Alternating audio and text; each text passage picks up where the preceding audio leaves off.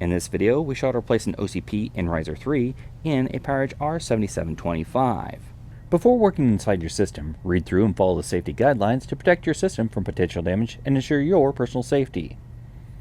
For more information about safety guidelines, see the service manual at dell.com/support. To remove an OCP from Riser 3 with the cover removed, press on the cover latch and lift and remove it.